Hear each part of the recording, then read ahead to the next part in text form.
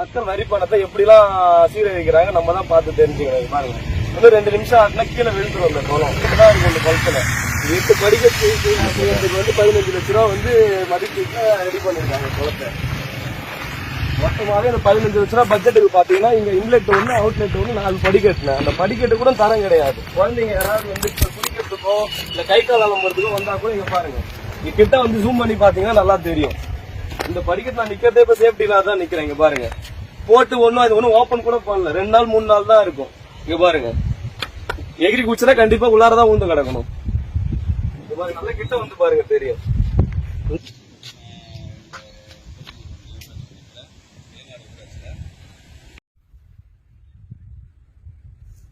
இந்த குளத்தை பாத்தீங்கன்னா தெரிஞ்சிடும் உங்களுக்கு எந்த அளவுக்கு ஆழப்படுத்தி இருக்காங்க.